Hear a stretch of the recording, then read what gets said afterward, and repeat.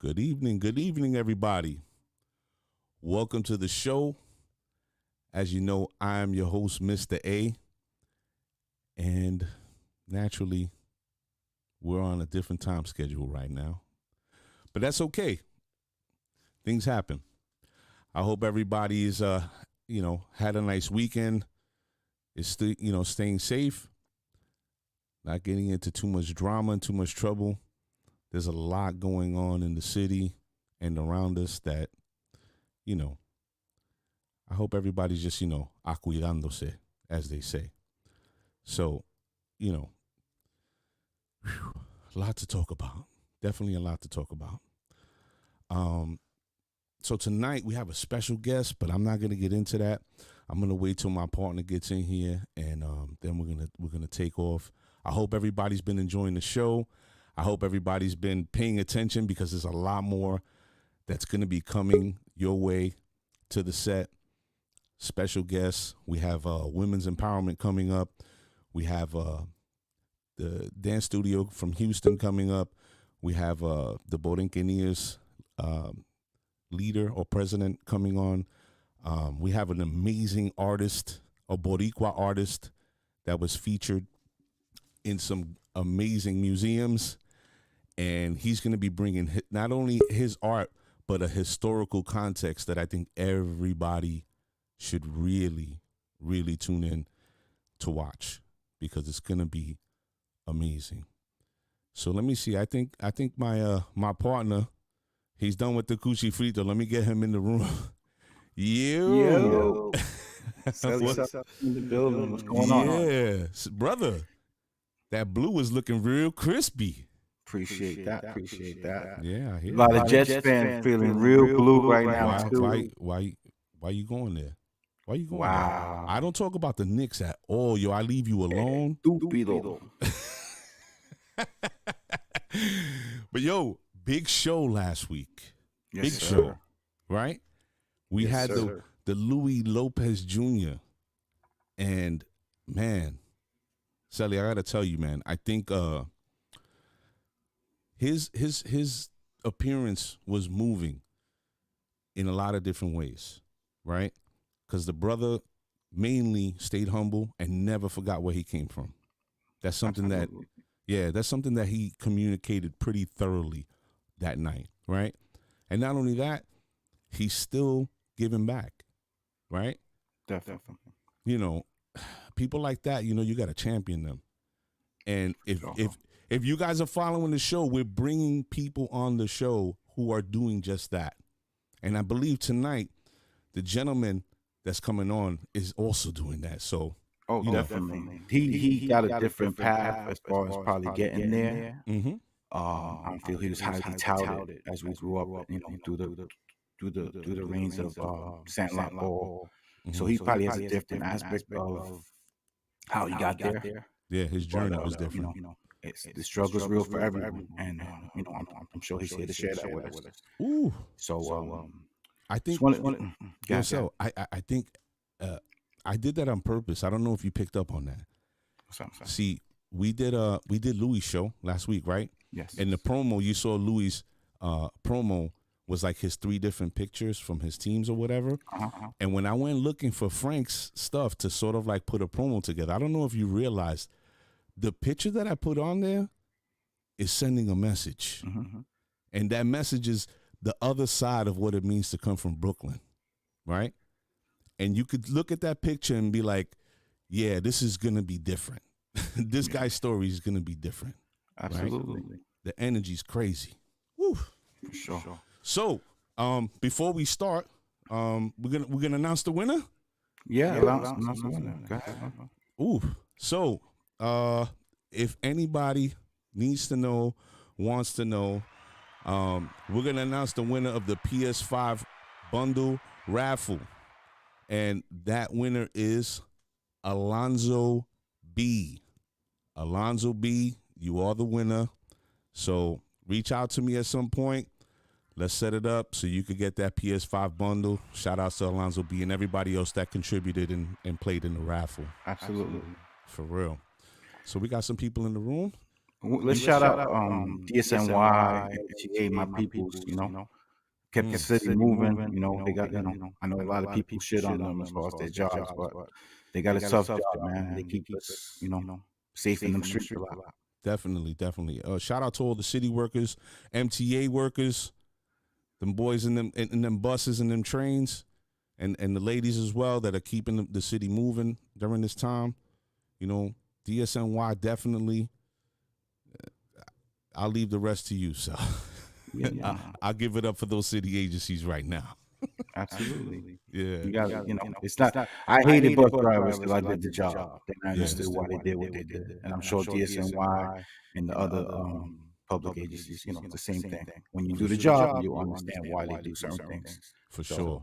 Got to give them a shout. So salute to everybody and all the essential workers that are out there keeping the city moving. Salute to you. Hey, we're going to start the show? I just want to last thing about people say certain things about like we've been introducing these guests as part of the 1%ers, and sometimes people want to put their hands in people's pockets, like, oh, but they didn't make the contract or whatever. That's naive thinking in my mind. We're talking about 1%ers as far as making it to a pro level. First of all, number one, you should never have your hand in somebody's pocket. You know what I mean? So two, they are part of the 1%. They play professional sports. They are elite athletes. Let's give them their respect. Let's start the show. With that being said, let's start the show.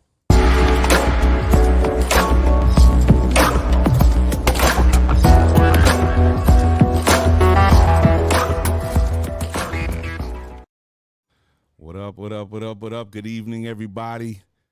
I'm your host, Mr. A, and this dude, Sally Sasson, baby. And this is the set 6145. As always, we're here on a Sunday. Tonight, we're going to be speaking to an amazing guest, somebody repping our city once again, doing it big. And as Sally said before we went into the intro, he is part of the upper echelon of players that have gone through the struggle and made it to the pro level. And that's not an easy feat. And nobody, I don't think it's right for anybody to be worrying about size of contracts or being in somebody's pockets. The point is that the brother did what he had to do to get where he wanted to go, period. And that's all we're going to be discussing tonight. We don't care about nothing else. Never talk about finances, anybody. For real. But the biggest part is he's from Brooklyn. Absolutely. That's where we from. Homegrown. And if you didn't see the promo picture, listen. When the show's over, go back and look at it because that really tells the story. You know what I mean? So, tonight we're bringing on the brother, Mr. Frank Rodriguez. This man, my partner is more of a baseball guy there. He's the sports guy. He knows a lot more, right? But when we bringing on these people, I got to do a little homework and I got to look into them and, see what's going on. And salute to everybody in the room. Salute to everybody. Yeah, I can see you on the chat. Salute. We'll chop it up after. But I did a little research on Mr. Rodriguez, and the one thing that I could say from what I was able to see, video, and a couple of he did some pitching coach videos. A lot of clinics and stuff. Yeah, exactly. That's the word, clinics. He did a lot of clinics, and he has a serious presence. The guy, he seems like a great guy, somebody you probably could just chop it up in the bar with, have a couple of beers and have a good laugh, whatever. But then I saw him playing. Like, I saw videos of him pitching. Listen, man. I don't think this is the guy you really want to play too many games with on the field. Let's just say that. And I'm not going to say any more. I think it's only fitting now that we bring the man into the room, the man himself, Mr. Frank Rodriguez. Welcome to the set. Hey, what's going on? Thanks for having me. Welcome. Oh, for real. Thank you for coming on the show, man. How you feeling? I'm good. We know that's your man cave, bro. Yes. Don't try to man cave.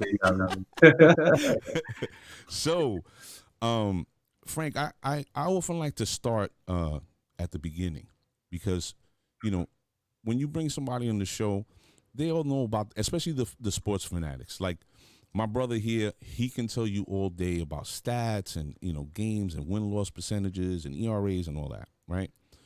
What we really like to do is to give the side of the story that the people don't know, right? Because beyond everything, beyond the accolades and the accomplishments, you're a human being. You're a man just like we are. You do regular things, right? So where I like to start from is the beginning, right? I want to know, like what part of Brooklyn you originated, you were born and raised in, and when did the passion for the sport, for baseball specifically, start? Like at what age? I was born and raised in Williamsburg. I would say more like Hasidic Jewish area. Okay. But all of my baseball friends, they grew up in Bushwick, so I was constantly over there playing baseball with them. And I guess for me, man, it was just when I turned around 13 or 14, and I was blessed enough to play with one of a major star, man, Manny Ramirez. He's still playing right now in Australia, by the way, just so you know. And I guess at that age, that's when I realized I'm like, I love baseball. And this is somebody I thought was like an amazing player. I thought I was nowhere near him talent-wise. And then every day I just felt like I started catching up to him, and baseball became not so much of the love and the passion that I have for it. That was there, obvious, but it was trying to make something out of it, trying to get my mom out the projects. We grew up in a single parent home. My father wasn't around. And for me, the goal was to get my mom's out the projects, and it just didn't matter what, I had to do. And the one thing I could say, and I try to explain this to some kids, but we live in a different era where kids don't hang out in the street as much, and definitely not in the good or the bad areas as much either. But the one thing I could definitely say was my goal was straight ahead, and I didn't surround myself with anybody that was going to deter me, that was going to derail me from that track.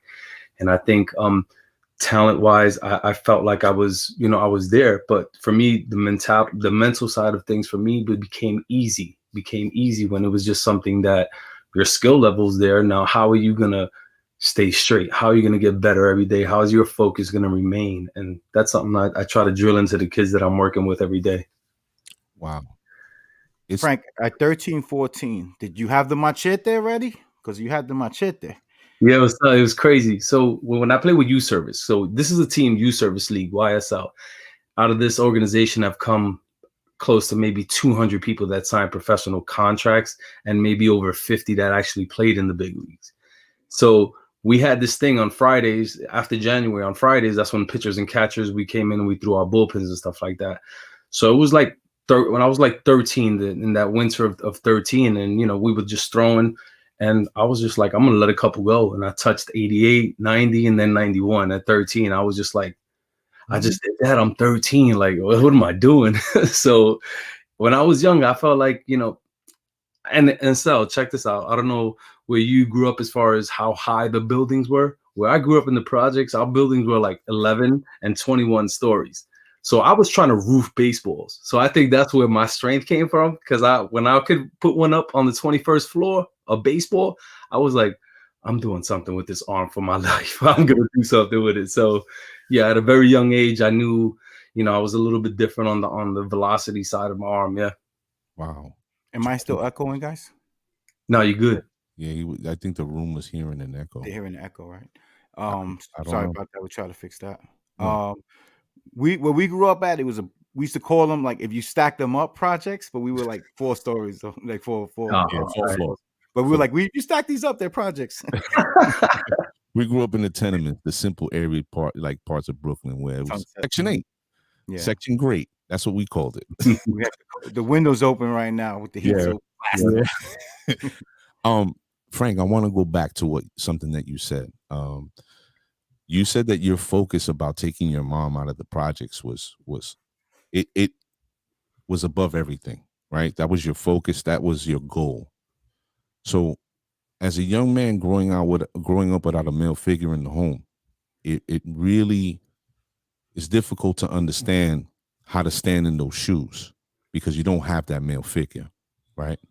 What was it that happened in your life? Was it your mom's disposition that was shaping that sort of role and you seizing that role, saying, you know what, I need to step up and I need to change the things that are going on in my mother's life? You know, where did you get that from? For me, it was, and for lack of a better phrase, it was common sense to me. My mom was coming home at 6 or 7 o'clock at night, getting up at 5 in the morning, going to work. You know, I'm coming home from school and I'm going upstairs to do my homework, and I come out and I'm playing, and then I see my mom walking down the block and I see her face like she had a long day, and I stopped what I was doing, grabbed her by the arm. I'm like, let's go upstairs, Mom. And, you know, it was just the presence that she had in my life wasn't the thing where it was, I'll be honest, man, I grew up in the bougie projects, probably the only projects in the world where there's actually Hasidic Jews in the projects. So wait, what projects were those? That was Wilson. Okay. Independent projects over there by Taylor White and Clemente over there. Okay. So, you know, the neighborhood was good. Thank God, you know, 5 blocks this way or 5 blocks that way wasn't that great. So we was fortunate with that. There wasn't so much violence around there, but, you know, just as soon as she got home, that was just like, it was it for me. Seeing her grind every day, seeing her have to come upstairs and cook and clean after all that. I did everything. It was just so easy for me because it was just her and I. And I was just like, that's it, Mom. Like, one day I'm going to do something with this and we're going to be out of here. So that the look on her face every day I saw, you know, her, from walking down the block from a long day of work, it was common sense to me. It was just like, it's time to get out. It's time to like do something. And she's struggling every day to, you know, barely pay rent. Sometimes we got so many eviction notices that, you know, that 4th and 5th month, you know, it was just like, we got to pack up, Mom, what we got to do. So, you know, that was her face was my easy grind, bro. Easy. Wow. I think that kind of that I'm sure doesn't that strike something with you, Sally? Because, you know, todavía tu mamá está vivo. Yeah, that was her. That was in the room earlier. What am I saying? I thought he said, well, like, pardon me. No, my father passed away when I was like 13, but, you know, it really wasn't, he was in and out of our lives. So, you know, you know, typical stuff that went on, and that was it. But yeah, thank God she's still around, still a pain in my butt, you know, still telling me, you know, pulling me by my ear and be like, hey, you're not that good in my eyes. You're just my son. So shut up. You get a chancleta, a cocotazo real quick. Definitely. Speaking of you at YSL days, she's throwing up a fist, brother. I remember that's probably where I got my arm from. I remember facing you like in March, cold, and you gave me the blood clot on the you jammed me, and from that day forward, I used the thumb guard thanks to you. Oh, all right. I'm like, fucking Frankie did this to me, but I love it. I can't hate without it ever after that. Oh man, so it's a lesson, man. So it's amazing to hear that a man as yourself, like, you know, years later, you're in your 40s now, like I'm assuming like we are. Just turned 48. Oh, see? Just December, baby? But I dye my gray hairs though, bro. Chill. Come on. With a Sharpie, like just for men, I don't care. I don't leave the house. This guy's saying this on an open mic. You hear this? I'm good with it. Yeah, keeping it 100. Yeah. It's amazing to hear that because I think a lot of men today, or young men, I should say, they don't value. There's no value in the parents no more, right? It's like they get to a certain age and they're out there, and it strikes a chord with me to hear those stories or hear you speak about the way you felt. Seeing your mom come home every day and recognizing the struggle, right? Definitely. I think it helped you a lot more being an only child too, because there's no other way to, right? Yeah. What is that also what kept you? Because Sully, you know the streets in Brooklyn, right?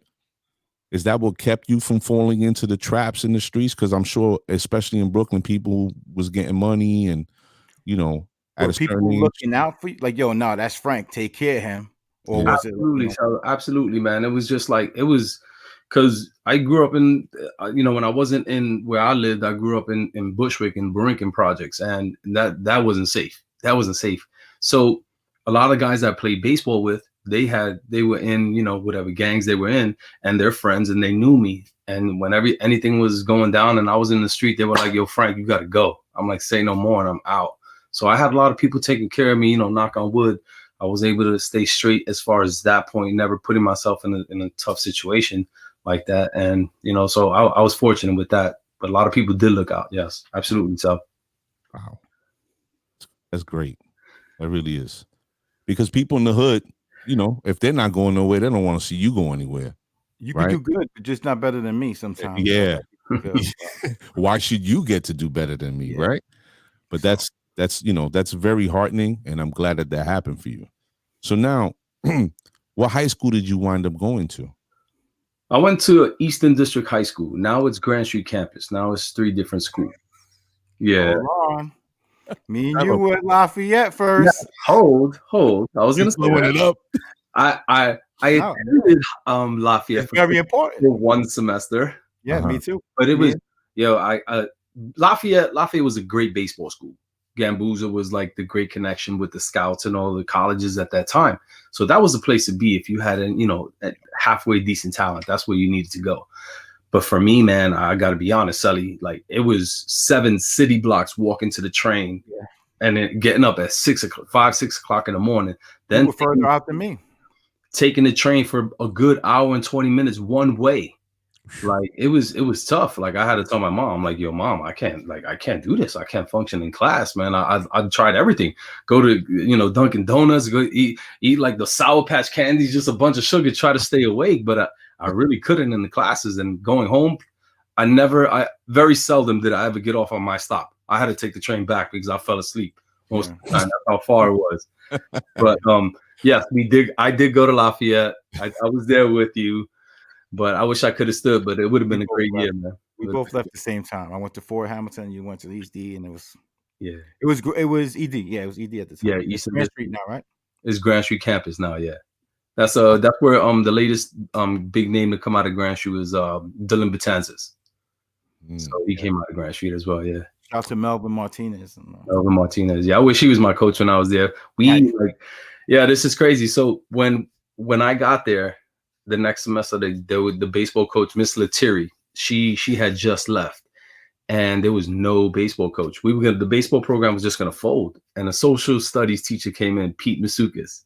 And he was a great guy, just didn't know much about the sport. So here I am in high school. I'm making a lineup. I'm like, I know this guy's talent, so he putting him over here. Joe, you pitching today? Like I was making it as a manager, like of the team. Like I was making it. But then he got it, and we started respecting him more because he saved the program for us. But it was a tough situation that we almost didn't have a team. Wow, that's crazy. I remember Bonnie's bring him to coach with them? Yeah, they did. Yeah, I remember after that, Yeah, Jose Castro too. Yeah, cool. So at some point you guys faced each other during the high school seasons? Like you guys? Now we were different divisions. Yeah. Oh, okay. For some reason, we never Fort Hamilton ED never really linked, and like when we were gonna play, either we got eliminated or they got eliminated, whatever. We never really faced each other. Okay. So you're in high school. Did you rock out for 4 years solid? Did you have a bumpy road? Was your coach a jerk? Like what was it like? So I went to junior high school 126, which is in Greenpoint. They had a 9th grade there. So I didn't even play any high school baseball in 9th grade because I was in junior high school. And then I lost that year at Lafayette because when I transferred, all my credits didn't connect to be able to play. So I basically only played 2 years of high school baseball. But in our era, that really didn't mean much because summer ball was so much more important than high school baseball now.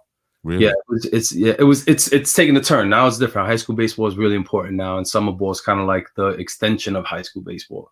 Okay. So I played 2 years of high school baseball. Mr. A, their summer team was loaded.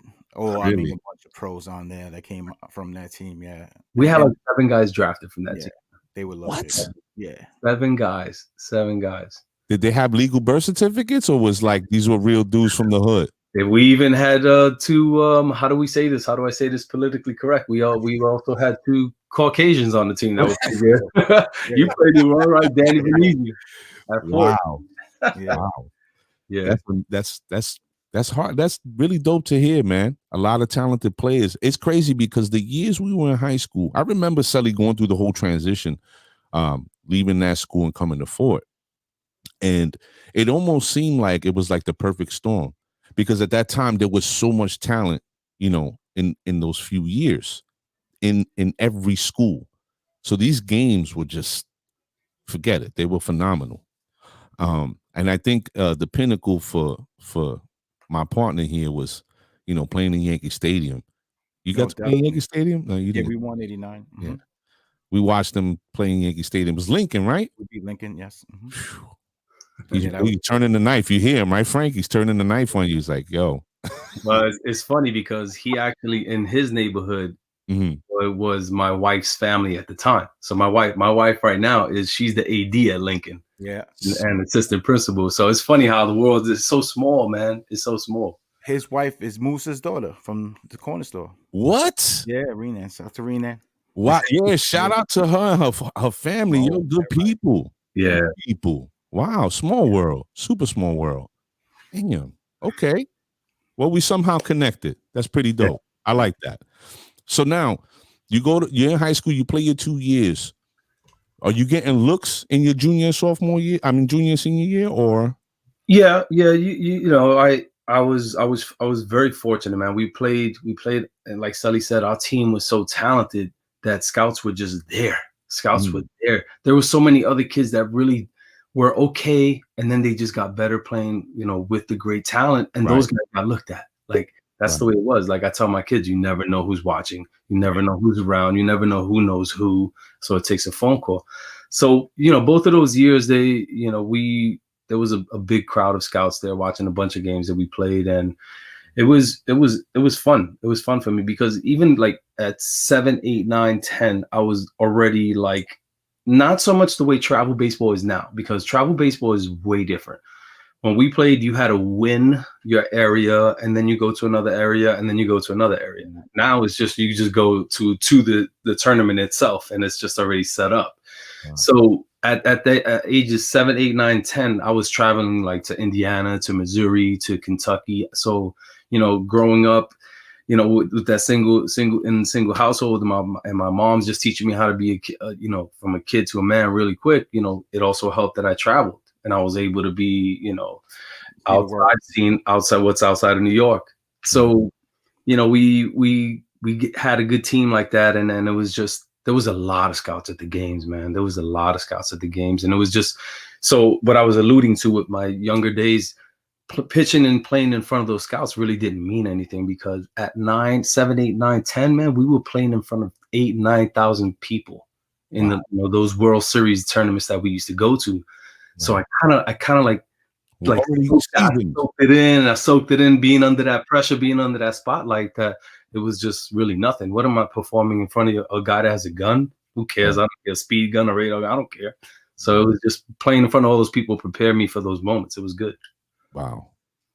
That helped relax you. Like, oh, you know what? I'll play whatever. It doesn't matter to me. You know what I mean? I do this all the time. Yeah. Like you said, the traveling was a big aspect back then when we played. And that YSL team, didn't you guys go to New Mexico or somewhere and win the World Series? Did you face what was the pitcher's name that ended up? I think he played for Texas, then Oakland A's drafted him like #1 or something. Todd Van Poppel. Yeah, there you go. Yes, we also played against Shane Andrews. He played a long time for the Chicago Cubs, but we went out there and we just like, it was weird, man. It was just, our team was kind of like this, and these Texas, Oklahoma guys were just like that. And, you know, we weren't intimidated because, listen, man, we grew up in the projects. We took the train. There was homeless people. Like, there's fights going on left and right. Like, what's a baseball game? What's pressure? That's nothing. Like, all we had to do is just like, and what I tell my kids now, we prepared really well. So all we had to do was just execute our preparation, and that was it. Like, it was fun. It's funny that he says that, right? Because last week when we were speaking to Louis, I told Louis and Sully were sharing stories about their traveling days and playing in different states and how they encountered, like in some instances, they encountered racism. Yes, sir. And one of the things I pointed out to them is players from New York and the inner cities, we're just different. We're just different because our surroundings are way different from, you know, kids that come from the South where they eat shit and sleep baseball, right? Yeah. They're not growing up in under the pressures or all the little characteristics that you find in the inner city. Like you said, there's fights, you know, there's this, there's that. We become accustomed to it so that playing in front of, like you said, you know, a couple of thousand people is like, we just came here to play a game. We came here to execute. We came here to get busy.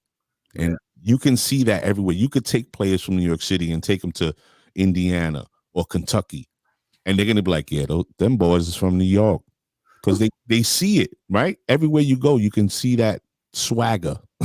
Yeah, You know, we just cut different. absolutely. Yeah. Frank, you mentioned Shane Andrews. He's from Lovington, New Mexico. I went to college with his brother Russell. Great guys, man. I met, real cool guys. He ended up quitting, Russell. It wasn't, I guess he didn't want to live up to the hype, behind his brother or whatever. But I played with them out of New Mexico. Speaking of New Mexico, you went to Howard, right? Texas? Yeah. Howard Junior College. Junior College. I wish it was the Howard in Washington. Yeah. Howard Junior College. Yeah, Howard Junior College in Big Springs, Texas. Yeah, that was some conference, man. Howard, Odessa, Midland. Yeah, Midland. Crazy. Yeah, it was, and that's honestly where I like, you decide there's players selling, this because through the softball, Mr. A, bro, the softball tournaments the softball games that we play, bro. I don't know if you ever been to one. There's probably 4 or 5, not only street legends, guys that probably play pro ball. Like, it's all over. So you've seen it. Yeah. So, growing up and being around the guys that we had on my team, right? That there was a lot of guys that got drafted. But my turning point for me was when I was in Texas, because I was in a group of players that are pretty good, but now everybody's good. Mm-hmm. Everybody's good. And back then, it's a little different now. A lot of players go to JUCO now because either they don't have grades to go to a 4-year school, or they don't want to be locked in for 3 years for a 4-year school before they could actually come out and sign. Right. So my grades were good. I was just like, I was going to JUCO because, again, my goal, like I said in the beginning, my goal was to get my mom out the projects. Mm-hmm. So when I check this story out, man, this is going to blow your mind. So he's about to fry something. Let it go. at the time, right? So I got drafted out of high school. So at the time, it's different now. At the time, you were the organization's property for 1 full calendar year until the next year's draft. So they had all that time to sign you. Right now, it's a little different. So I'm the Red Sox first pick, right? Not the first pick of the first round because they made a trade, so they didn't have any picks in the first round. So I was their first pick in the second round, but still their first pick that year, right? Mm-hmm. So they're like, I'm leaving. It's like 8 hours before I'm about to I already got all my stuff packed to go to college, right? And what they offered me, I'm gonna tell you the money in a second. What they offered me in the beginning was a joke. Was an absolute joke for being the first pick, and the last offer before I went to college was, this is the call. Hey, Frank, I know you're leaving tonight. We just want to give you this final offer because, you growing up in the projects, I'm sure nobody in your family is ever going to make this amount of money. So this is probably a good thing you should do for your family. Wow. And they offered me 80 grand, to some people, that's a lot. To some people, that's a lot. But market value of what I was at the time was insane.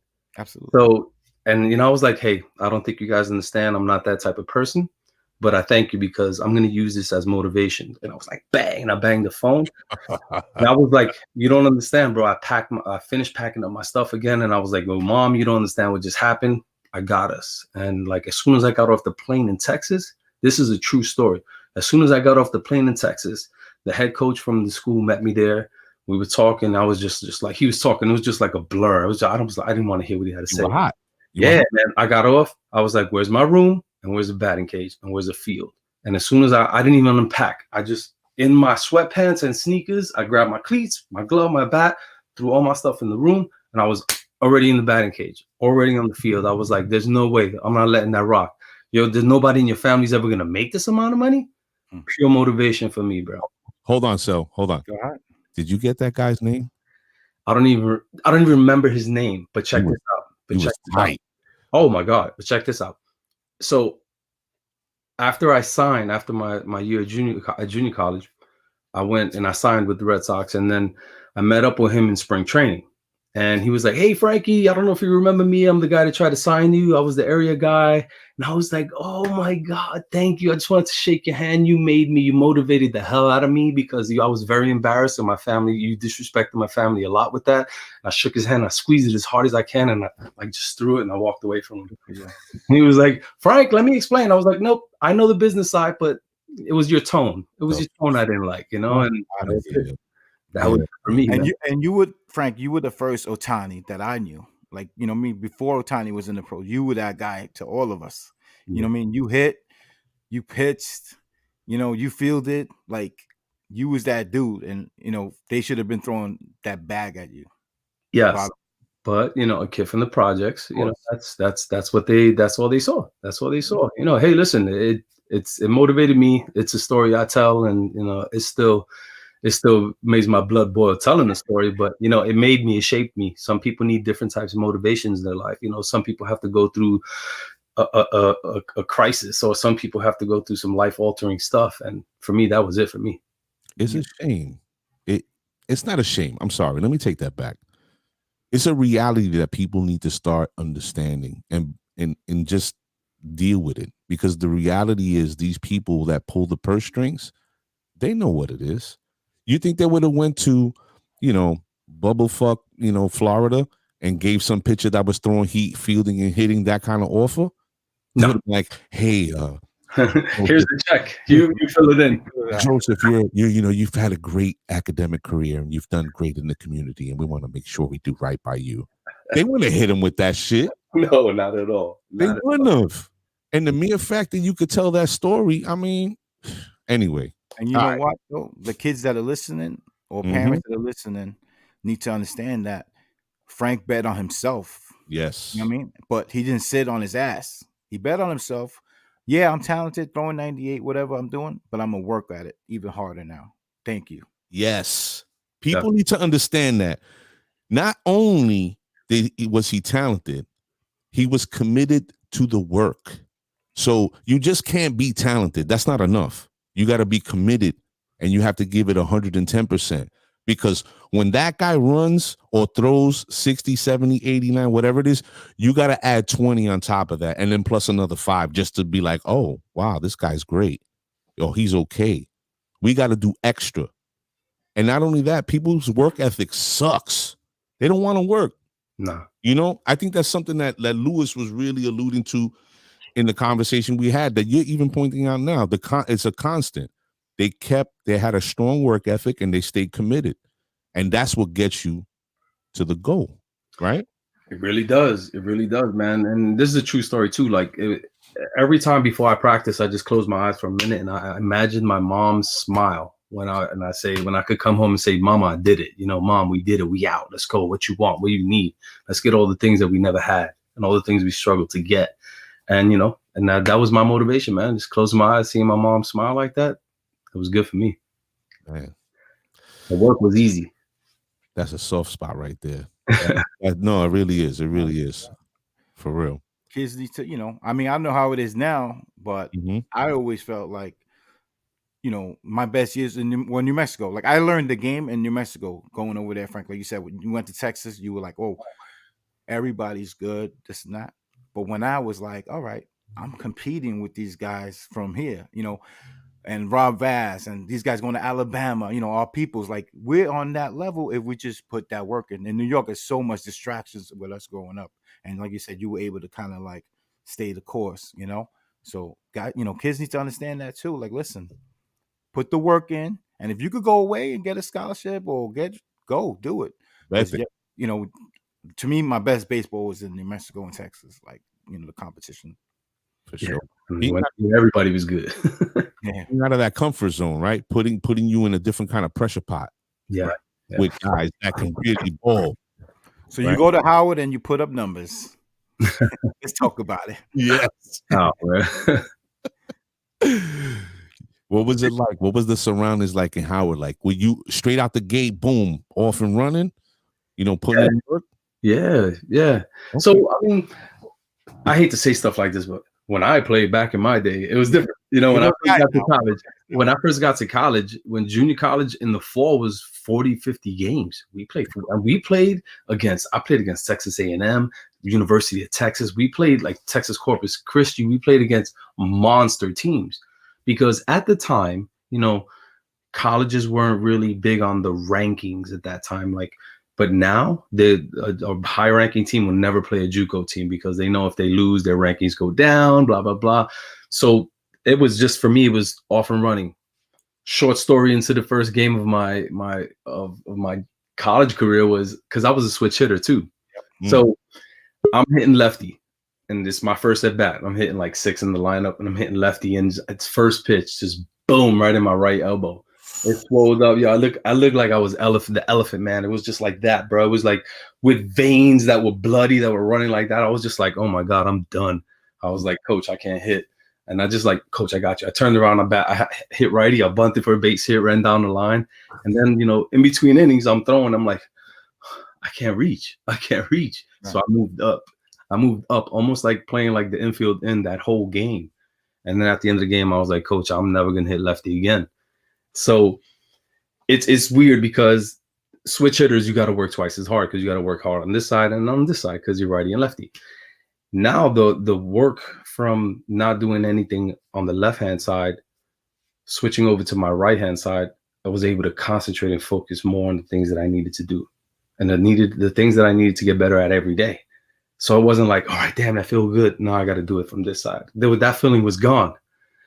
So it was just fun for me because I got into this thing, man. I read it in one of the mental things of baseball, one of these books a long time ago. I don't even remember. I'll find it. And it got into a thing where professional hitters learned how to set up pitchers. And I was like, that's true. And I did it with our inner squads. Like guys would throw curveballs that weren't really that good. And I would just be like, oh my God, dive out the way. And guess what? They're going to throw you with 2 strikes, a curveball. I was waiting for that boom. So that whole junior college year for me, I was just doing that. And it just felt like I had an edge. I felt like I had an edge, not even talent wise, but just being able to, the little intricacies of the game and understanding that guy's trying to get you, you got to get him. How do you beat him? How does he beat you? And it was just like, man, like that when it comes like a part of a movie where the person's about to die and then everything just goes flashes right by him like a train, a big light. That's how I felt like my year was, man. It was just one good game after another, good game after another. It was just like a roll. Steamroll. It was just the focus didn't have to be as that. It was just go out and do what you've been doing, and it worked. And I had a good year, man. Good numbers. How many losses you have pitching? Did you have any losses, or were you a closer? Or I think it was 1. I think I went like 15-1. I was told 1. Yeah, I thought New Mexico Junior College beat you once. hold on, Tully. I don't know. Here we go. I'm gonna say this humbly. I lost 1-0. Pitcher threw a no-hitter, and I threw a 1-hitter, and we lost on an error. So that was my loss. We take it. Yeah, see, I told you he'll take That's it. what the other team said. We'll take it. Ladies and gentlemen, Ray Birmingham. Yeah. Ladies and gentlemen, if you're just joining the show, I'm your host, Mr. A, with my partner, that guy. And this is The Set. And tonight we're joined by the amazing Brooklynite, Mr. Frank Rodriguez. And he's telling his story, his climb, his rise to making it to the major leagues. And I have to say, you can see how natural, when he tells a story, you can really put yourself in the moment. Frank paints a very vivid picture of his focus and how determined he was to reach his goal. And I think it all starts at home, as it should. And the most treasured part of home is mommy, right? Now, while all this is going on, Frank, like, are you calling mommy in the interim? Are you sending her pictures? Like, what's the communication like? Is she cheering you on? Is she telling you, no te pone con esa mujer por ahí porque se va a preñarla and then it's all over? Like, how was your relationship? 100%. The typical Latina conversation between mother and son. Absolutely. But it was good. It was good to call her. I would call her like every Friday and just let her know. And she was like, I don't give a shit how you did in the game. How you feeling? Are you eating? Your clothes clean? You got clean socks? Like stuff like that. Yeah. But that kept me that kept me very humble, man, because it was just a natural thing. My mom it felt like I was just going to school. Like my mom's not here right now. She's coming home later, but I'm working. This is what I'm doing. Right. And it was just a constant thing for me. It was so much fun. Nice. How would you get into, like, I know mom's had a hard time, you said, right? Like, as far as like packages and stuff, because I remember when I went away, it was like I used to have to be like, yo, ma, try to get something together, send me some soup, some spaghetti, meatballs, something, So was you had somebody helping you there, like, or people looking out, or like was it Again, Sully, thank God, knock on wood, bro. Our school was pretty good with that. They took care of the athletes. They left the kitchen open. There was a code to the refrigerator. There was a code to the door to get into the refrigerator. So they gave it to us, and we all took care of each other. Yo, this is the 3 sports that were in my school. You ready?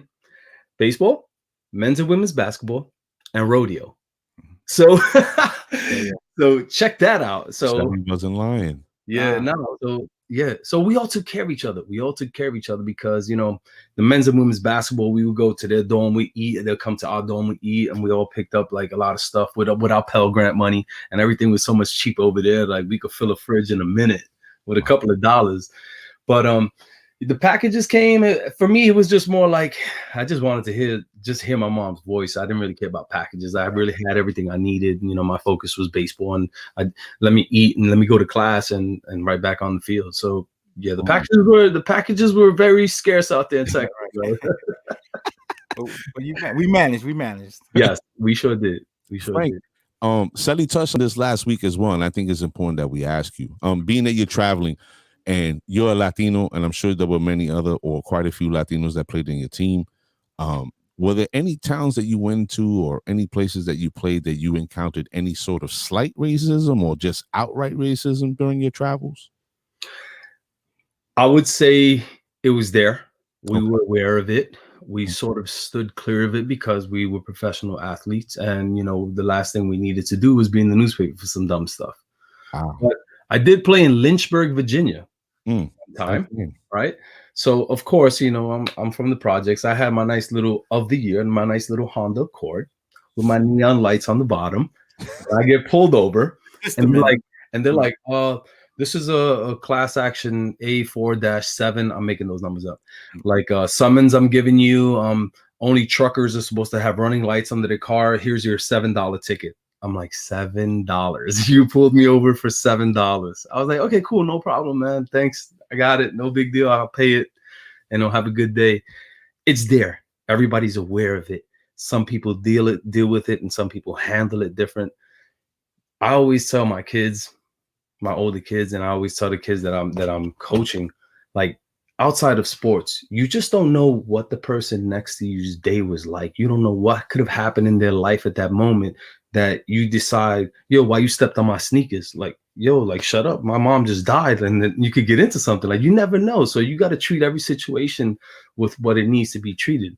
And that's why I think I handled, the racism and the slightness that it's headed towards, and the looking at the corner of your eye, like type thing at you. I handled that okay because I just knew, like, my thing was, I'm not going to let anybody stop me. I wasn't going to let anybody stop me from my goal. So that was, and it's tougher for other people. It's 100% tougher for other people in other different situations. But with the common goal we had as professional athletes, so that was just not something we wouldn't get into. We avoided it, and we all right, let's go. It's time, get out of there. That's tough. It's tough because where we come from, right? The way we're raised is any slight indifference, you can't give an inch because then a yard is taken. And I hear these stories a lot, and it boggles my mind because this is like the 3rd or 4th time we've spoken to somebody and they've given us the same reaction. Like, one was, I was going to kill this dude, but my coach had to stop me. And another is, hey, I had to be a professional and I kept myself very measured. And that's telling. It's very telling about gentlemen who come from all parts of town to be able to reach that level of maturity rapidly at a very young age, right? Yeah. That's really, and then you played for Boston? Yeah.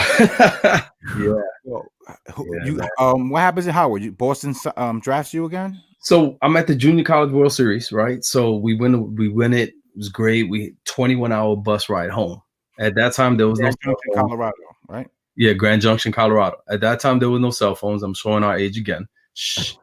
So there was no cell phones. So I had to the bus driver had to pull over every 5 hours to get gas, so I can call my agent and I can see what the numbers, what the offer is that, it took about 10 stops before I'm like, okay, the number's good. Let's go.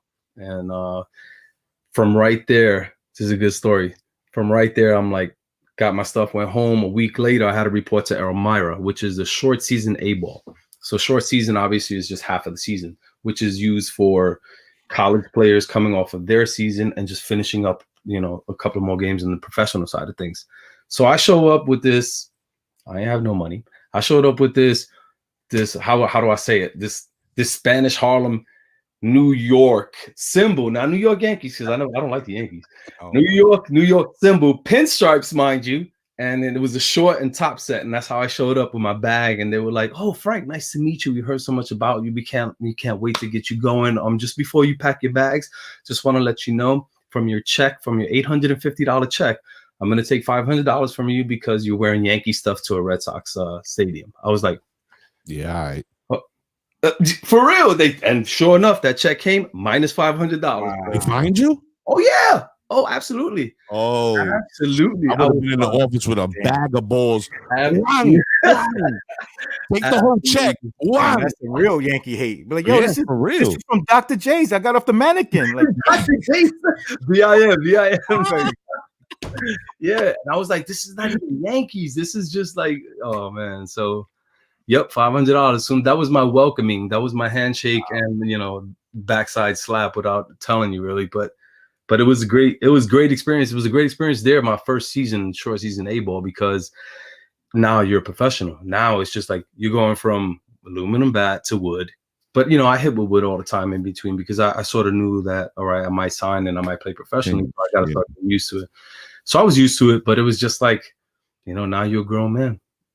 Now you're a grown man. Now you're traveling to different states and you got to come home and you got to have a roommate. You got to find the rent-a-center stuff. You got to rent sofa. You got to have a cable bill. You have to have lights. You have to have an apartment. And just like that at 18, 19, I was just thrown into the world, bro. Grow up. Go ahead, go. Wow. Yeah. So how did you assimilate into that lifestyle? Did you have a mentor? Did you somewhere down the line gain a mentor, or were you just comfortable just, running and doing your own thing? I ran with myself because my mom raised me pretty good. She prepared me for a lot of things that was gonna that I was gonna need to do growing up and stuff like that. Balancing a checkbook, all that stuff. But every team you go to, you sort of flock to a certain type of people that you associate with, and well. Just they were there and they're like, hey Frank, you got to do this, this, and that, or such. And in turn, what we do is the next group that comes in, we do the same thing for them. So it's sort of it's that brotherhood, in baseball that comes quick. Did the Red Sox let you do pitch and hit? No. So my first year I played short. That was the short season A ball, right? And they were like, we're gonna let you play. We're gonna let you finish up a short. You're not gonna pitch this year, which was 60 games. So I didn't pitch at all for those 60 games. And after that season, I want to say 3 weeks later, I sat down with the GM, which was Dan Duquette at the time, and he was like, listen, you got a hell of an arm. You have a hell of an arm. We want to see you, in our organization as a pitcher.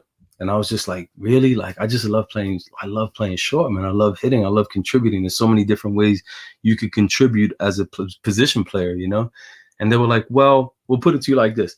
You can make it in the big leagues as a pitcher in 3 years, or you can make it as a shortstop in 6 or 7. And I just closed my eyes and I saw my mom smile. I'm like, okay, I guess I'm a pitcher now. And it was just like that, man. It was just like that. You had an agent, you said, right? Huh? You had an agent at this time? Yeah, absolutely, yeah. So he was there at the table along with my uncle. He was kind of like my father figure at the time, and it was a great situation because here I was given by the GM a timetable of where I could actually probably make it. So now it was just kind of the focus was a little bit more. Yeah. So yeah. Where, in what time does that call come that they're like, oh yeah, Frank, súbete pa acá, you come into the big leagues? All right. So in 95, there was a strike, right? 1995, there was a strike. So it kind of got pushed into spring training, started a little bit later. So they brought more people in. So they brought me in, right? So they expanded the roster from 25 to 26. So you were allowed to carry one more player. So I made the team out of spring training, right? So I made the team out of spring training, go to Boston, and playing the season, getting my feet wet, doing whatever I got to do. And then we go to Minnesota. So I'm in the bullpen in Minnesota, and Kirby Puckett is in right field, right? Wow.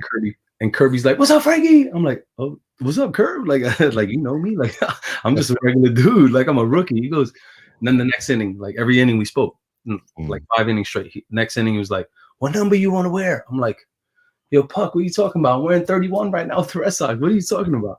Little did I know I was on the trading block because the next day after that game was when the cutoff was from 26 back to 25. So he was like, "I'm gonna put you in the locker next to me." I was just like, "Yo, this guy's bugging out." Like, and then sure enough, the call to the bullpen.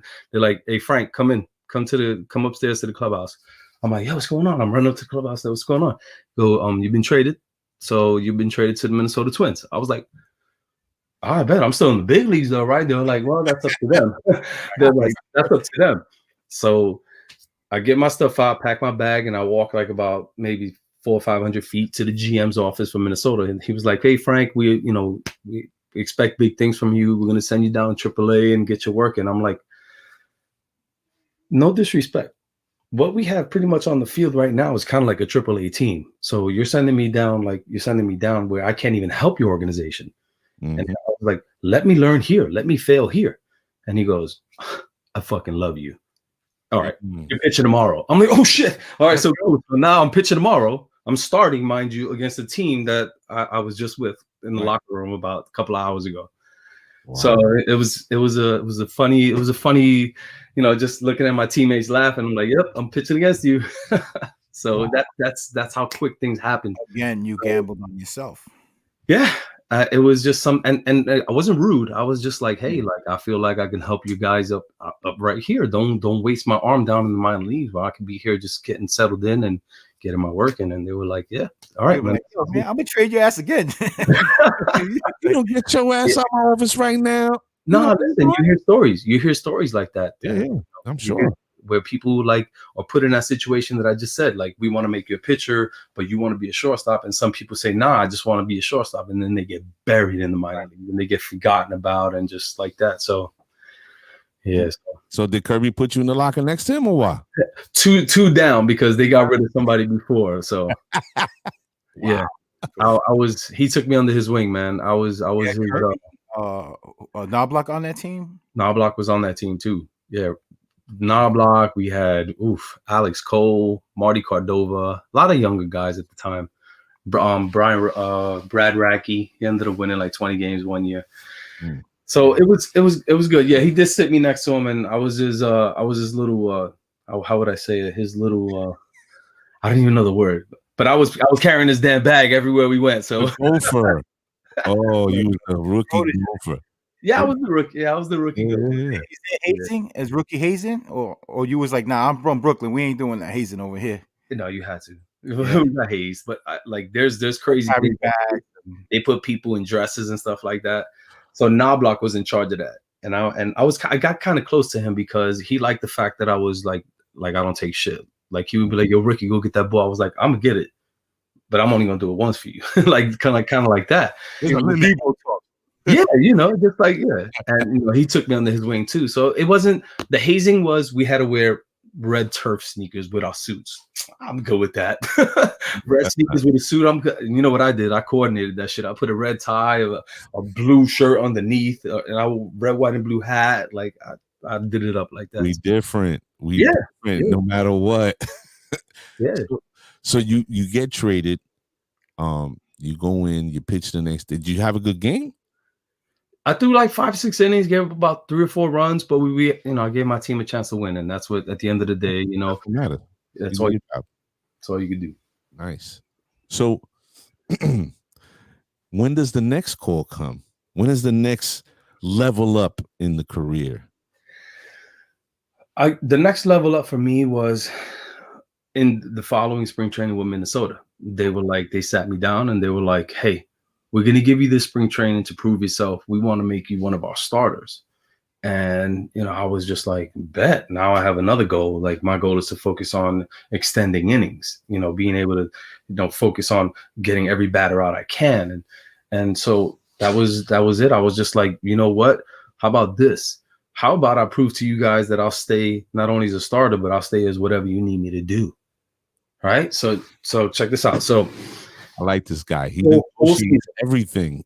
Full season, because there's so many damn stories, bro. Yes, sir. Yes, sir. So full season, I have like 10 wins as a starter, 10 wins in September. And our closer, Rick Aguilera at the time, pulls a suitcase off with his right arm off the bed and boom, strains his forearm. So now I'm the closer. And I go out there and I have a couple saves, and a couple times I had to stop, the bleeding at the time. Not even, as a starter, I come in and either close a game or just that stopgap guy, and I did whatever I could, and at the end of that year, they were like, you know what, you were right. You helped us every way you can. So, not only did you buy yourself more time in the big leagues, now we were going to rely on you. So for me, it was just more like Sally says, I did gamble on myself. I did bet on myself, but I made sure that I was prepared for that. I wasn't going to just sit there and be like, I'm in the big leagues. Ha, ha, ha. Arms up, feet up. Nah. The chances of, when I played, the chances of making the big leagues were hard. What was even harder was staying. Right. Oh, now. So it was, I made sure I did everything I could to stay up there, and I worked hard. It's funny you say that, because I could recall, you guys will be familiar with the team I'm about to mention. I spent quite a few summers in Virginia, and we used to go see the Tidewater Tides. Yeah. Man, a lot of great games. Those guys play hard. They're doing it. I think I've seen, out of 4 summers, one player that I recognize come from Tidewater Tides to go play in the pros. One. And I think that was the Mets organization. Yeah. And those guys, every time I would go down there, man, they were giving it up. They were great games. But again, one player that I would recognize that went to the pros. Everybody else, so it speaks volumes. And I especially like the disposition that you take into your meetings. You just don't let shit fall on the table and go, all right, cool. You really seize the moment and, put yourself out there. And I tell my son this all the time. You don't know unless you ask. Yeah. Or you don't, you know what I'm saying? Closed mouths don't get fed, all that funny stuff. People got all these sayings, but it's the truth. Unless you put that foot out there and say, hey, listen, I really can do this, you're never really gonna know. And it affected your outcomes at least 2 times in these stories, man. That, where does that come from? Where did you get that from? You listen, stand up for yourself, but and be heard, but don't be the person that's gonna make it worse for the next person behind you. Because that's yeah. Another story, along what you said, stand up for yourself. You take care of yourself. You gotta, one time I missed the bus, right? We missed the bus. The thing is, you cannot miss the bus. But I missed the bus, but I took a cab and I got to the clubhouse before the bus. And I was just like, all right, I'm good. I should be fine. I got here. I'm still good. The coach was like, hey, I need $75 from you. I'm like, but coach, I missed the bus because I was in the bathroom. My apologies, but I still got here before the bus. So why? He goes, no, rules are rules. I was like, no problem. Next day, I pulled up $75 in pennies and I just went on his desk, right on his desk. You did not do that. I was like, you want me to stay in contact with you? He goes, get the fuck out of here. I was like, yeah, all right, well, sorry. I get you comfortable taking my money, damn it. Fuck out of here. You taking my money, you're going to have to earn it now. Count all them pennies. Put them in a little damn wrapper. Wow, man. Shit. So your time in Minnesota, you mentioned Kirby, you mentioned Non-Block. Are those relationships with the more meaningful ones, because you meet a lot of people along the way, right? But the meaningful relationships that you made and the bonds that you were able to build in your time there, are those still relationships that you carry to this day? Are those it was our time in the sun and that's it? To a certain extent. There's some players you want to keep the guys that were your friends, for a long time. So I also got to play with Torrey Hunter in Minnesota and LaTroy Hawkins. LaTroy Hawkins pitched like 21 years in the big leagues, man. Yeah. And then when I went to Seattle, I was able to play with a lot of guys. One of my best friends is Ken Griffey Jr. We speak all the time, and I'm like, yo, what's up, you black ass? What you doing? Like, and he's like, yo, I miss you, man. How you been? So it's kind of like there's certain people you gravitate towards, and there's certain people you want to keep close to you. And so, yeah, I definitely kept some guys close. Yeah. Wow. That's a friendship, because if you're talking to KG Jr. like that, I mean, that's talking about familiarity, on a level. And he don't return my text. I was like, yo, I get it. You're a Hall of Famer, but still, bro, I knew you when you was just a fat ass little kid. So shut up and call me back. You went to Seattle after Minnesota? So I was in Minnesota for like maybe 2.5, almost 3 years. And they sent me down to AAA because I was coming off a year that I had like 206 innings, which was the most ever. So my spring training wasn't great. So I was in AAA, and I spoke to my agent. I'm like, hey, man, let's move on. Like if they don't want me, let's move on. Like a couple of days later, I get a call from Seattle, and they were like, I know you're down in Salt Lake City, which is the AAA of Minnesota at the time. That's about 6 hours from here. Like my agent's like, can you get up there? I'm like, hell yeah. And then they was like, all right, so we'll see you in maybe like 5 hours. I was like, I'll see you in 4. I'm probably going to get a ticket speeding, but I'll see you in about 4 hours. And that's how quick it happened. I was in Seattle, and we were there for like another 2.5, 3 years. And it was amazing, man. It was amazing. Did your agent, did you and your agent ever have this conversation of, I want to go play short again and hit again? Like maybe trade me to the National League early in the career, or that ship has sailed? Like, yo, I'm pitching and that's it.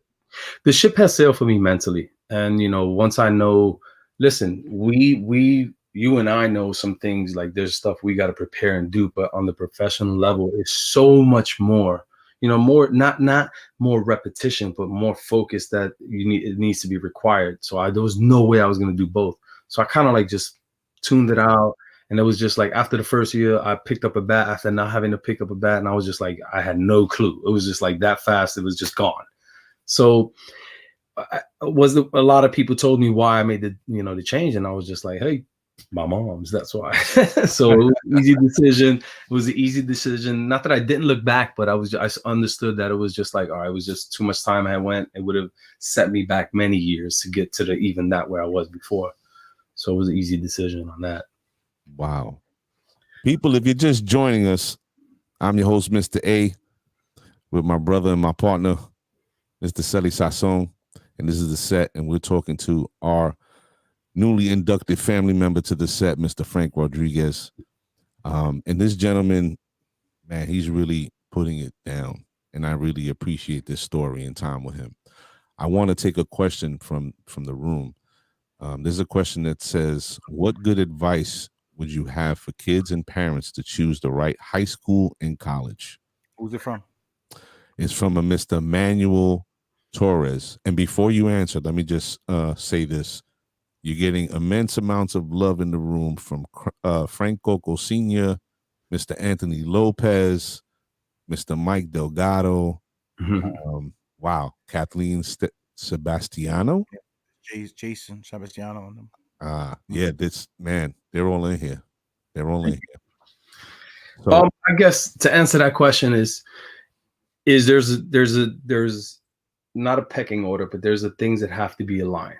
Right. So in your sophomore to junior year, you should try to figure out what you're gonna do collegiately. So I'm fast forward. I'm gonna go this way and then I'm gonna go backwards, right? Okay. So what goes into play along that lines is choosing the right high school that's going to put you in line with that, right? You're not going to go to a high school that's known for criminal justice or veterinary science and stuff like that when you want to be a business major.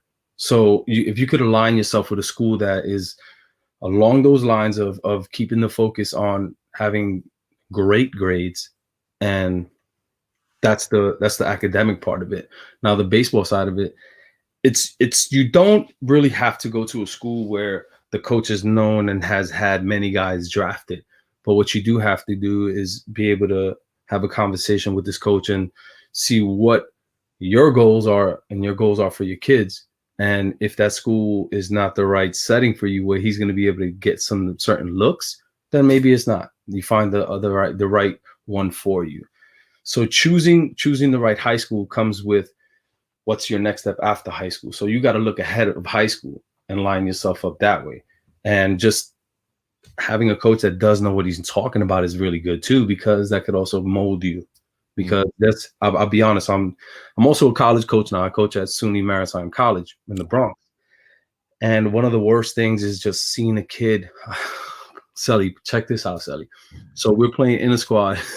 We're playing in the squads this fall because, you know, COVID didn't allow us to do too much. So we had to play within each other. And I'm like working with a catcher, and I was like, all right, we're going to do a pitch out. And he was like, what's that? I've never done that. I was just like, Wow. I was just know what that is. I was just like, time out. I was like, I'm an assistant coach. I'm like, hey, Charlie, the head coach, can I get everybody in for a second? I'm like, your catcher right here, he's going to be our starting catcher. He's pretty good. I was like, your catcher right here has never worked on a pitch out to throw somebody out. So what do we tell him on that? And everybody was just like, you should have said yes, coach. Because every day we were working on pitch out. We're working on pitch out. So it's just, you have to know something. You gotta, your skill set has to be close to what your college coach might want. You understand? So that also, the step backwards from that is having a good high school coach that can mold you that way. You know, your grades have to be good because your choices are so much better when your grades are better. But you're also your high school coach molding you and understanding the game and understanding the player that you are, not the player that he wants you to be to just win that high school meaningless game. You know, Sully, you went to the Yankee Stadium, you won it, that was great. But at the end of the day, you were still trying to get better to go to college because that was your plan. So that should be something that parents should focus on. The academics of that school, the coach having a good understanding, doesn't have to be a world-renowned coach, just has to have a good understanding of what your son's needs are. And as the player, you better know what the hell you're doing before you go to college, because college coaches do not want projects. We want kids that we could just tweak a little bit and just get better. You see, this is the second player that we've had that stressed academics, right? He didn't just say, oh, you know, make sure you go to these clinics and you know, the summertime workout. No, he stressed academics, and he married the two perfectly, because if you're not doing good academically, chances are you're going to end up at a school. Maybe the coach has a semblance of, you know, what he can do with you.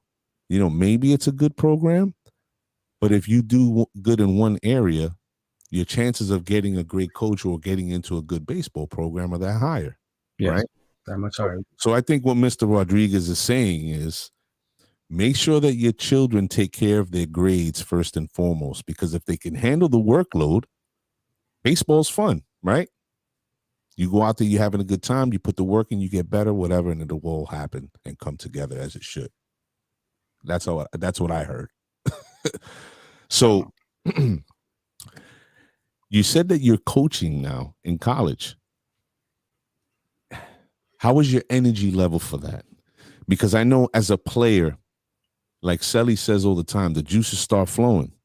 You're seeing people and you're like, oh, I would have, and right? Oh yeah. Definitely. So how is your spirit and your energy levels when you're with these kids? Are you all in? Are you vested in these children? Absolutely. You have to be, because what's the point of doing it? Why waste your time away from your family to go coach if you're not going to make the best of and give these kids in the best position to succeed? And our practices are very specific. We don't waste time. We're not going to sit here and be like, practice 5 hours. We're going to practice as long as it takes to get these little things right.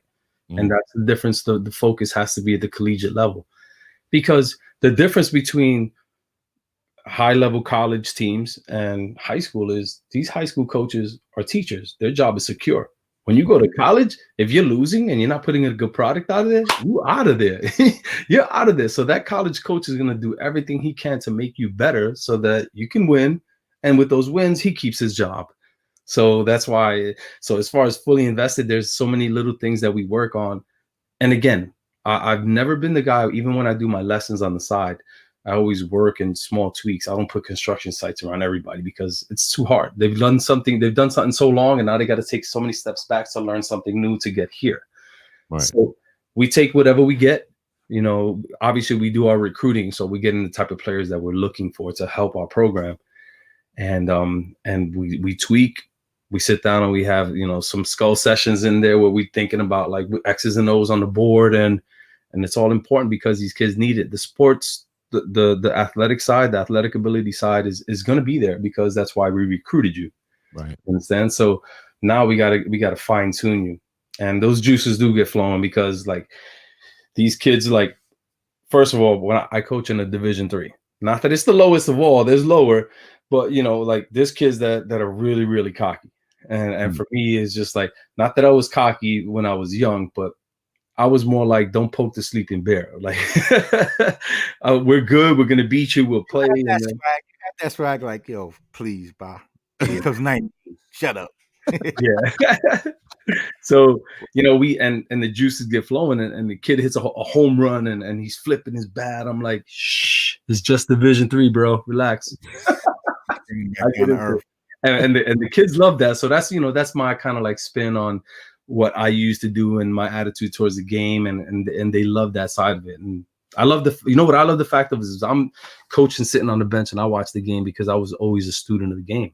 And they're like, "Coach, you saw that?" I'm like, "Yeah, you saw that. What did you see?" Blah blah blah. And we go back and forth, and all the charts that we do too, like write that down. So it's important these kids have some feedback with that. Well, so I would see the get flowing. Like I played ball most of my life. Like I really just played the game. Like I learned more mental side of it. Like when I went to New Mexico, like I said, under Coach Birmingham and Boho, you know, hitting wise, and certain things that I learned that I was like, oh, this is how it's played. You know, like this is how you do it. This is how staying inside the ball and things. I never knew none of that stuff. So I think somebody like going like to a college with you, they're learning something that they probably haven't learned growing, you know, playing in the high school and those other levels that they played, because you had major league experience. You know, you're teaching something that's at the highest level. Right. But Sully, I got to be honest. That's something I really rarely mention. I rarely mention the fact of, hey, when I was in the big leagues and I pitched in this. No, this is what I saw that you did, and this is the couple of things that these are your options to get better and fix this, because I don't want you to be a major league pitcher. I don't want you to pitch like I pitched, but I want to give you some insight of self-awareness, of understanding what went wrong and how to fix it, because that's important. And that's the basis of all of my lessons that I do. And when I do my team practices is, what did you do wrong and how are you going to fix it? Because the quicker you could understand it, the more you can do it, as opposed to being told what to do. See, Sally, listening to Frank talk right now, he's got what it takes to be a coach, because he's not putting he's not putting himself in a position to turn his children off. In that, if he was the coach saying, when I was in MLB and I was, you know, kids nowadays ain't gonna want to hear that, especially in college. They're gonna like, yeah, get out of here, old head. You ain't no more, right? Exactly. Reaching to them the way that he does, right, is really planting the seeds, like you said, that he's giving him those visions and understandings of the game that they probably never had before. And he's doing it in a subtle way that it almost makes them feel like they're doing it themselves, right? And that, like, super, dude, man. Oof, I don't even play baseball. I'm getting hyped up right now. I salute you for that, man. That's a very, very, very intelligent approach to the game. You know, people nowadays get carried away with their children. You know, like we all want to see our kids. You know, if we played sports, we want to see them do that, right? Or if we were basketball or artists or music or whatever, we want to see our kids sort of, you know, pick up the baton. But kids aren't built that way. Some kids, get other interests. I think, Frank, you said some self-awareness, right? Is this something like I say it all the time, like my self-awareness of I didn't work hard as you, Louis, certain guys. Like I look back at myself now and say, can I hit? Can I do it? Yeah, sure. I said, but I didn't put the work in like these guys did. And that's the fact, Did you, like, after like just playing MLB, did you have that self-awareness? Like, damn, if I would have did this or did this, or there's like no regrets. Like I gave everything I had and this was it? No, there's some regrets. There's some things that there was regrets like immediately after I pitched. There's because I was a brainiac. My baseball IQ was like when this is me, man. When I used to get shelled, I didn't make it out the first inning in full uniform in the shower with a 6-pack of beer, just looking at the wall, going over the game in my head, just under the shower, legit. Like I thought I was crazy, just drinking beer and just going over. Like I hung a slider. We clearly said in the pitchers meeting, we're not throwing sliders to this guy, so it's stuff like that. There's immediate regret after the game, but sitting back now, I was fortunate. I was the small percentage of people that could have ever made it, and signing professional contracts these days are kind of like it's a lot easier because there's so independent ball and then there's affiliated ball, which means all the MLB organizations. So those independent contracts, people claim that the pro ball, it is pro ball, no doubt, 100%. I'll take that. I won't take that away from anybody. But everybody throws that around, so it's a lot easier to play professional baseball. But to make it to the major leagues is really hard. And like you said, that focus is just, it has to be there. And like I said earlier in the program, was my goal and my determination to get my mom out the projects was an instant close of the eyes and remembering, and then boom, it's a reset button for me. And yeah, I worked hard. I worked harder than everybody, absolutely. And that's not just like patting my back. It was because I had to, because I was trying to get my moms out of there. So that's that's a separation that a lot of people have from professional baseball, and actually making it is tough. Well, if you're just joining us, I'm your host, Mr. A, with my partner, Sally Sasson. This is The Set, and we're speaking to Mr. Frank Rodriguez. And Frank, man, I'm glad you came on the show tonight. You've revealed a lot, not only about your personal journey, but your approach to the game now, and dealing with children. And not only that, they're young adults. They're not children, college age students. And in dealing with young adults, it has to be super difficult. Like, they're very bullheaded. They're very set in their ways. And you're trying to take them to another place. And like you guys were alluding to earlier, the self-awareness, right? Has there ever been a point now in your coaching career where you've had young adult college students that just couldn't get it together? And how did you deal with that aspect of that personality to either rein them in or saying, yo, listen, we have to part company because this is not good for the team as a whole? So in every baseball team, there's a good cop and a bad cop. The bad cop is usually the head coach, and the assistant coach is the good cop that tries to like settle everything in between. I was that guy.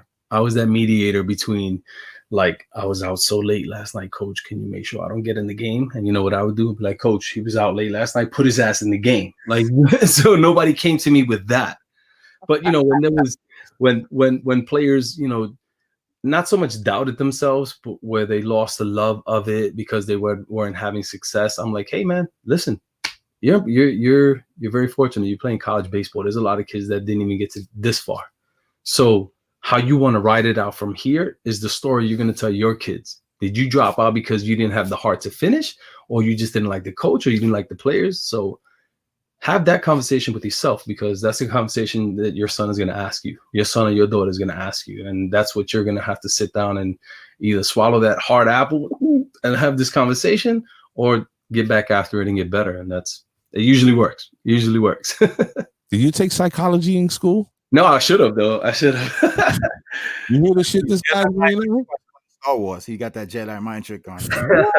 No, you know where it came from? When I retired, I became a personal trainer. So when you become a personal trainer, you're not only working with people's, like, you're dealing with their daily lives. So you get a lot of different this and that. And then, hey, why don't you try this? So I guess maybe that helped. Wow. I wish I had those tools. Yeah, I miss them. I got a daughter that I couldn't corral when she was growing up, man. That teen angst and, oh, Jesus. So, you look like you're holding the trigger, bro. What's up? I'm good. Okay. Man, so it seems as though you have a very strong hold, not only on your team and how to approach and handle them. I think that every aspect that we've touched on, You've handled yourself as you should have.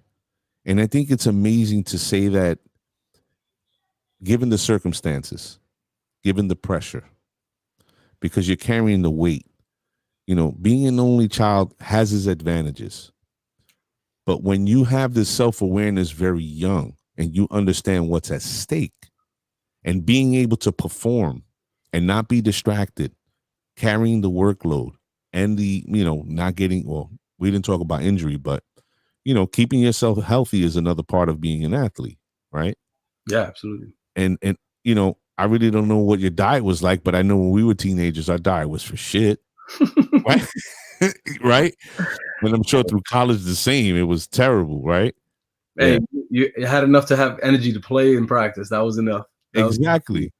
But I have to say, you guys lived different lives than I have, because again, you guys are both athletes. You played in traveling teams. You made your way through the ranks and did what you did. But to have all that on your shoulders, and still have the disposition that you have and the character that you give off, your energy that you give off, is amazing. A lot of people with a lot more talent will fold because they're not taken to the stone every day, and they don't understand what it is that they got to keep at it and keep grinding to get to where they want to go. But I think that God bless your mother, man, for real. She definitely instilled some steel raising you, and that speaks volumes. I think that a lot of young men today need to value, even if if their dad is not there, it is what it is, but you need to value your mother, man, the woman who birthed you and brought you into this world. I really don't think a lot of young men take the time to understand that. And I'm saying this to you for a specific reason. And because of the connection that me and my brother have in that lane. And listening to you talk about it just keep, making me remember. So with that being said, Mr. Rodriguez, it was an amazing time speaking to you. And I know, Selly, I could stay talking to this guy for another. I got like 2 more questions I want to ask Frank. I know we could talk to him for hours. I'm being wrong. Go ahead. Go ahead. I just want to ask these last 2 questions about parents. Like, what would you tell parents? Like, I know a lot of the parents, like, they want to take their kids and, oh, my son's not playing, so I'm gonna just move him to another team, or whatever. Like, they're not ready to put, make them put that work in. Like, that's my first question. I'll give you my follow-up after. I just, to me, I have this one word that I taught the kids, like this group of kids that I have now. This with my 33 Rods organization, I only have one team. I don't sit there and like have hundreds of teams, because I can't give the focus to the kids that I want. And I had these kids at 10. And one of the biggest words I told and I explained to them, and I try to reiterate it like 5 or 6 times, maybe even 10 sometimes in practice, is accountability. Like, you are accountable for the things that you do and the things you don't do. And what I want you to understand is, if you're not putting in that work for your teammate and your teammate is not doing that for you, then what's the point of being on this team?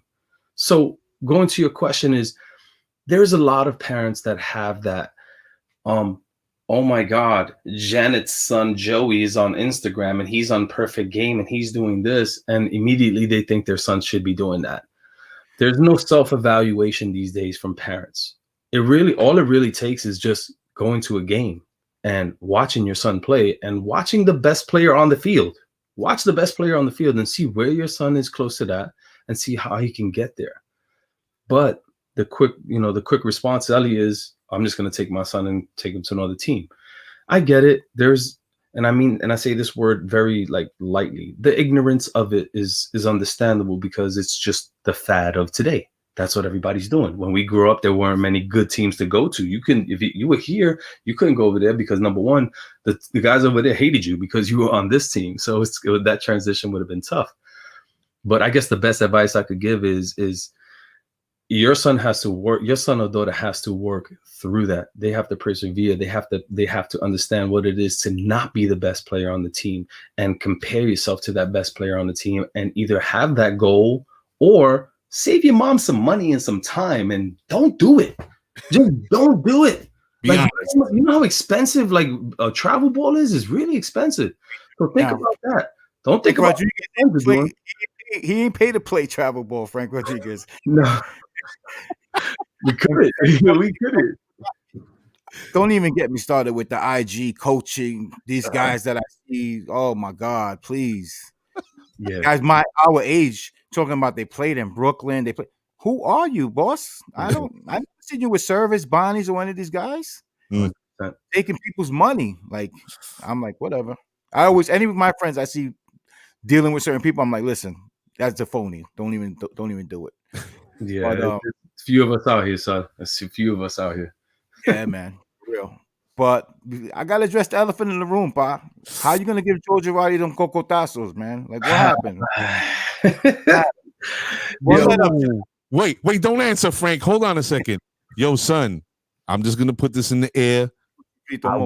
I was not gonna touch it. I was gonna let it ride, and I wasn't, because I was like, yo, Frankie seems like, you know, it's in the past, you know. I'm the bad guy. He's the black cloud. Just growing up, we called him the black cloud just for that reason. So it's funny. So, you know, when all the guys we play softball with, like, and I get introduced to their kids as, yo, this is Frankie. He kicked Girardi's ass. Not the kid that made it out the project. Not the kid that made out the projects. Yo, he kicked Girardi's ass. So, I mean, so I'll give you the story real quick. How much time? Yeah. No. You good? Listen, no rush. Details, brother. I want to know, like, promise. Yeah. Let me lay the groundwork. All right. So I was in the bullpen. Our starting pitcher just gets smoked. The Yankees, we're in Seattle. He gave up like 7 runs in the first inning, didn't even make it out. I come in. I threw about 5 innings. I gave our team a chance to win. So I come in the dugout, and the coach is like, hey, you're done. Like, good job. Way to give us a chance to win the game. So I'm up in the clubhouse, right? Putting ice on. My uniform's already in the hump over there and stuff. And like Edgar Martinez comes up. A couple of guys come up. A-Rod hits a 3-run homer. So it's Jason Grimsley pitching now. He gave up the homer to A-Rod. And then Edgar Martinez comes up. Edgar Martinez is the coolest guy on earth. Like, he'll give you the shirt off his back to you, like anything. So they throw inside. He gets, dusted, no big deal. All right, inside, he just gave up a home run. Then the next pitch just shatters his elbow, and just like he was done, down, crying, like Seattle.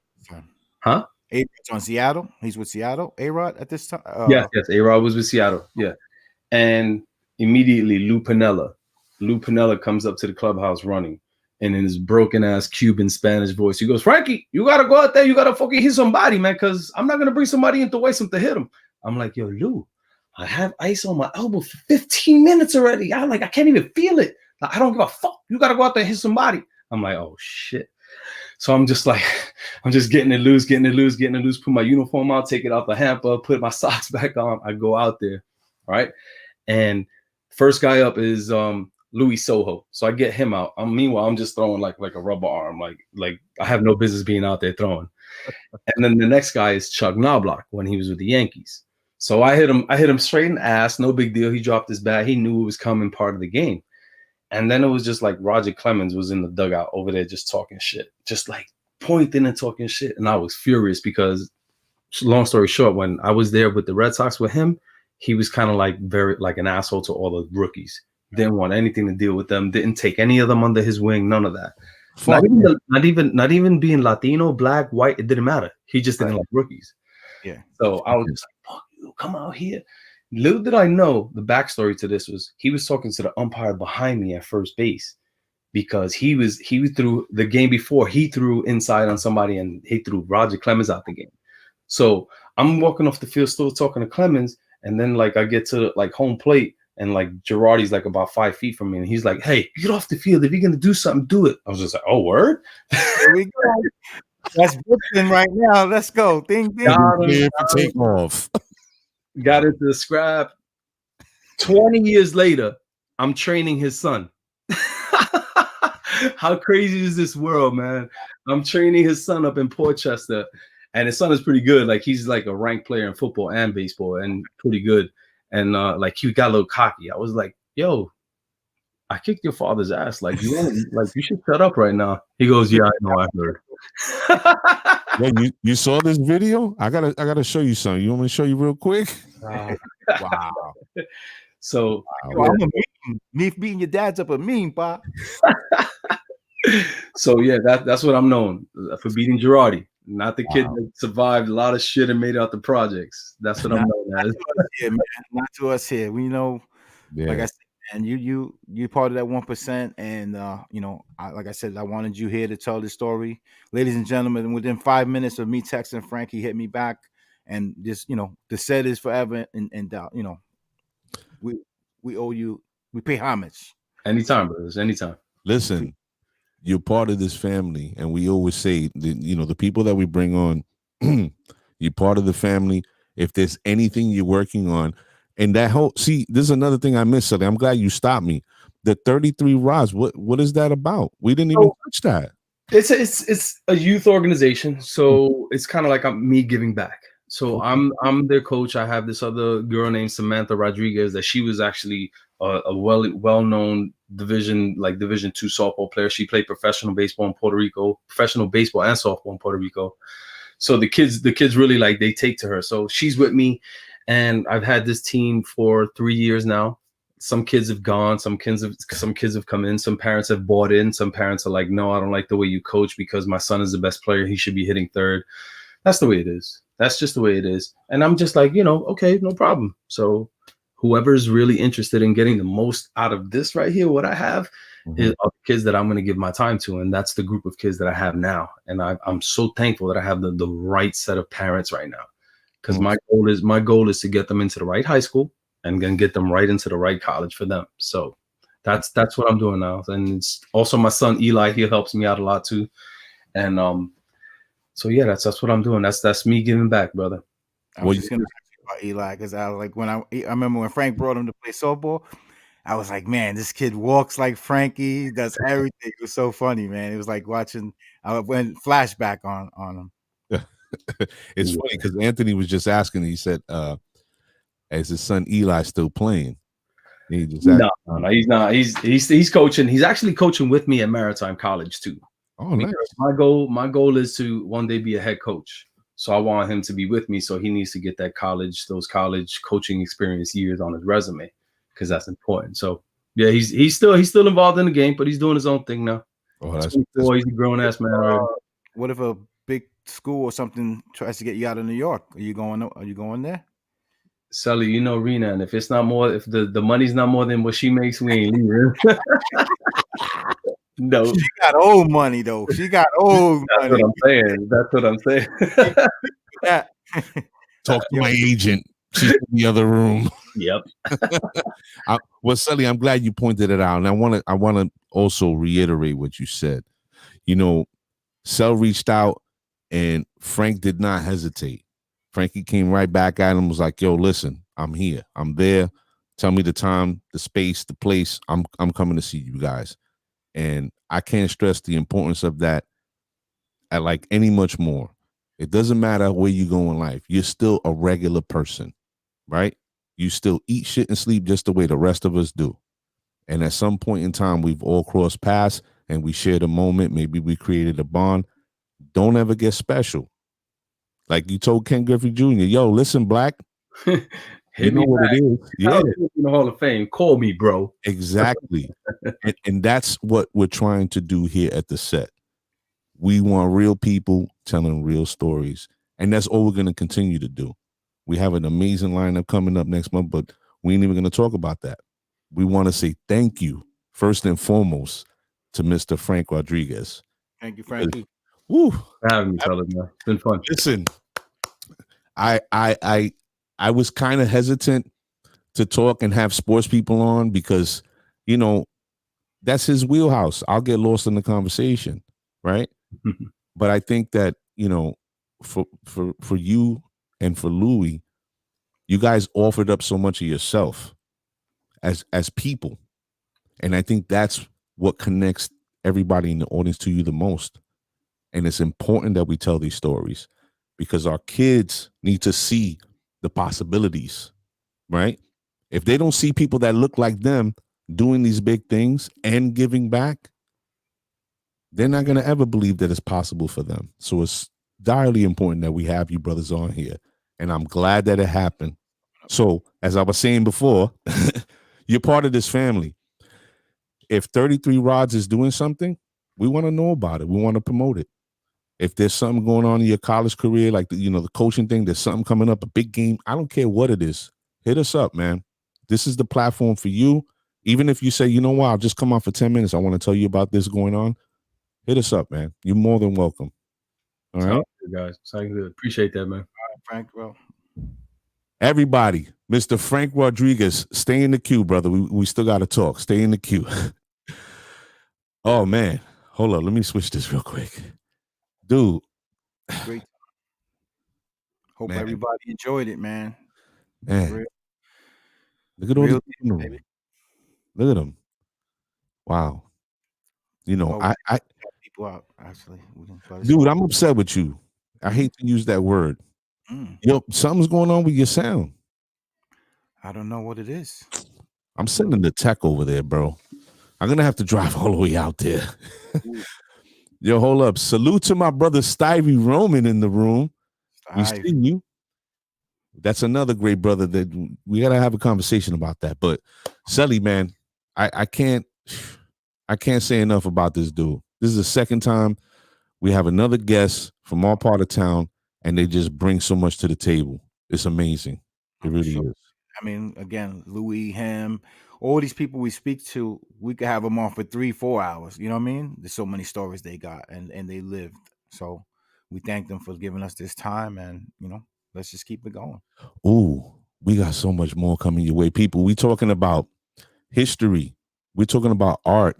We're talking about politics. We're talking about, say again? Vaccines.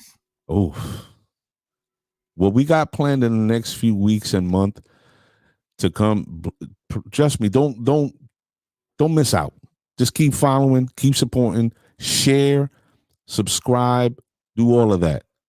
And salute to the winner of the PS5 bundle, Mr. Alonzo. You got to hit me up. We got to get this out.